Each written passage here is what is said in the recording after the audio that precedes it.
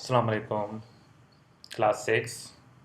As I have already sent you activity number 1 drawing के हवाले से जो कि आपने कर ली होगी होप।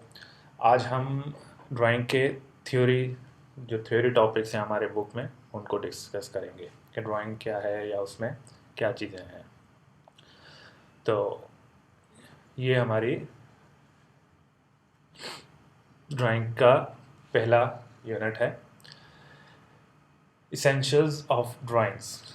इसेंशियल्स कहते हैं जो चीज़ें जो यूज़ होती है ड्राइंग के लिए, टूल्स वगैरह, उसको इसेंशियल्स कहते हैं। अब देखते हैं यहाँ पे इसमें क्या क्या है। पहला टॉपिक है materials and tools. In visual language art materials and tools are important. With these helping tools, artists communicate their ideas and objectives. In order to draw, we need proper knowledge of basic drawing tools and materials it's required. Some of the basic drawing tools are given below. इसमें ये बताया गया है इस paragraph में कि drawing बनाने के लिए या आर्ट क्रिएट करने के लिए आर्टिस्ट को या किसी भी स्टूडेंट को कुछ टूल्स की ज़रूरत होती है, कुछ बेसिक टूल्स की ज़रूरत होती है। उसमें से जो बेसिक टूल्स हैं जो रिक्वायर्ड हैं वो नीचे दिए गए हैं। कौन कौन से हैं? एक है पेपर। अच्छा, पेपर बहुत किस्म के होते हैं, कलर पेपर्स, या इसमें क्या दिया हुआ है, the basic and important tool of drawing is paper. सबसे बेसिक टूल पेपर है। Artists often use special papers like colored paper or pattern paper to create different effects depending upon their subject matter. Variety of paper is available in market. Some commonly used paper including glaze paper, grand paper, boxboard sheet, card sheet, scholar sheet, newsprint paper। अच्छा, ये different paper जैसे colour sheets आपने देखी होंगी, market में colour sheets होती हैं, different papers होते हैं। अच्छा, डिफरेंट पेपर डिफरेंट पर्पस के लिए यूज़ होते हैं। जैसे अगर हमें वाटर कलर करना है उसके लिए अलग पेपर होता है, हमने पेंसिल कलर करने हैं उसके लिए अलग पेपर होते हैं, और हमने अगर पेंसिल से स्केचिंग करनी है उसके लिए अलग पेपर होते हैं। उस पेपर की a pencil is one of the most common drawing tools. सबसे कॉमन ड्राइंग टूल है। Students can choose from various types of pencils, including color pencils. When you use drawing tools, you should prefer the best quality in drawing pencils. अच्छा, ये तो आपको पता ही है कि drawing के लिए पेंसिल बहुत इम्पोर्टेंट होती है, लेकिन एक और चीज़ है, पेंसिल सिर्फ एक ही किस्म की नहीं होती जो हम यूज़ करते हैं। पेंसिल के डिफरेंट टाइप्स होते हैं, उसके डिफरेंट नंबर्स होते हैं। जैसे यहाँ पे देखें, आपके पास पेंसिल्स हैं ये। अच्छा, पेंसिल्स के इसमें नंबर्स होते हैं। इसमें हमारा लिखा हुआ है HB, it has medium application. अच्छा, पेंसिल के नंबर होते हैं HB, then B, 2B, 3B onwards, 9B तक होता है। इसी तरीके से H,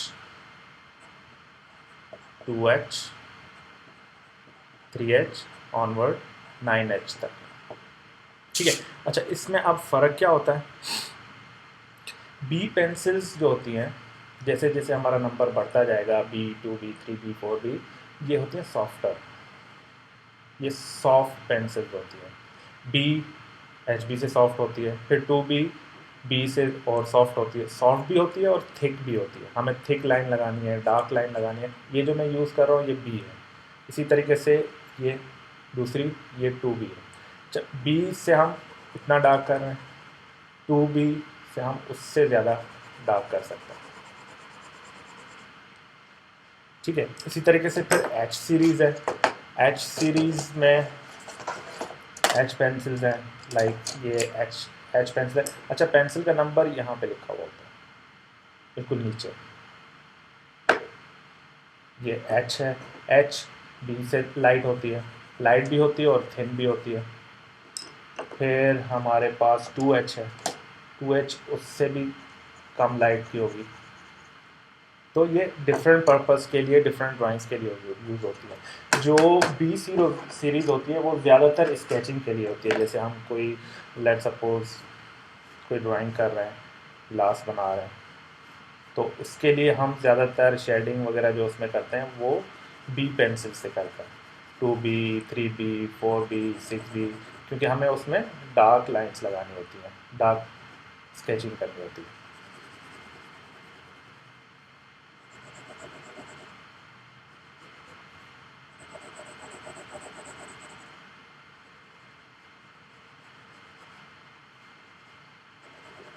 इसी तरीके से जो एच पेंसिल्स होती हैं, एच पेंसिल्स ज़्यादातर एच सीरीज़ यूज़ होती है हमारी मैकेनिकल ड्राइंग्स में, आर्किटेक्चरल या मैकेनिकल ड्राइंग्स में, क्योंकि हमें उसमें थिन लाइंस चाहिए होती हैं, तो उसके लिए हम एच पेंसिल्स यूज़ करते हैं।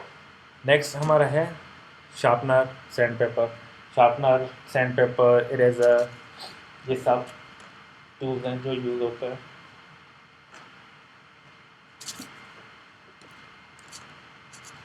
दैन कलर पेंसिल, इसके बाद फिर आती है हमारे पास colour pencils.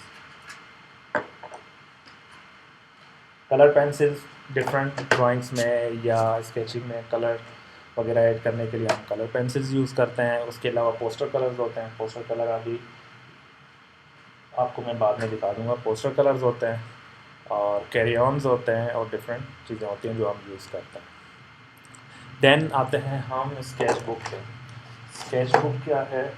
Sketch book drawing के लिए यूज़ होती है, जिसमें पेपर्स होते हैं जिसके ऊपर हम ड्राइंग करते हैं। ये इस टाइप की कुछ स्केच बुक होती है हमारे पास। ये एक तरफ से बाइंड होती है, इसमें पेपर्स होते हैं जो हम जिन पे ड्रॉ करते हैं। अच्छा, अभी हमारे यहाँ पे शायद स्केच बुक्स अवेलेबल नहीं है, हो सकता है आ जाए। अभी फ़िलहाल हम स्केच बुक की जगह ड्राइंग बुक इस्तेमाल करते हैं, ड्राइंग कॉपी। वो भी उसी तरीके से होती है, ब्लैंक पेपर होता है उसमें। इसका पेपर थोड़ा हल्का होता है। स्केच बुक में ये होता है कि हमारे पास एक मोटी शीट वाला पेपर होता है जो बेहतर तरीके से उस चीज़ पे ड्रॉ हो सकता है। देन है ब्रशेज़ हैं। देन जो ब्रशेज़ हैं, ब्रशेज़ बेसिकली दो किस्म के होते हैं। एक ये राउंड ब्रश, इसको हम राउंड ब्रश बोलते हैं। देन हमारे पास हैं फ्लैट ब्रशेज़। राउंड ब्रश क्या होते हैं? राउंड ब्रश इस तरीके के होते हैं, आगे से उनकी नोक होती है और बिल्कुल राउंड होता है, और ये हम यूज़ करते हैं पोस्टर कलर्स में या वाटर कलर में ज़्यादातर यूज़ होता है।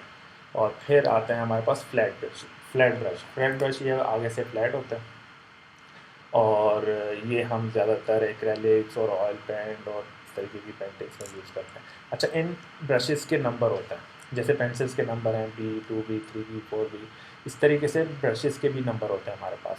ज़ीरो से लेके इवन ज़ीरो से कम भी होता है, ये डबल ज़ीरो है, ये ब्रश डबल ज़ीरो है। ये बिल्कुल थिन होता है कोई भी बारीक काम करने के लिए। फिर उसके बाद ये हमारा है, ये 12 नंबर का है। इसी तरीके से पूरे होते हैं, 0, डबल ज़ीरो, 1, 2, 3, 4, ये हर नंबर के ब्रशेस मिलते हैं, चाहे फ्लैट हो या राउंड हो। कलर पैलेट, कलर बनाने के लिए जो हम पैलेट यूज़ करते हैं उसको कलर पैलेट बोलते हैं।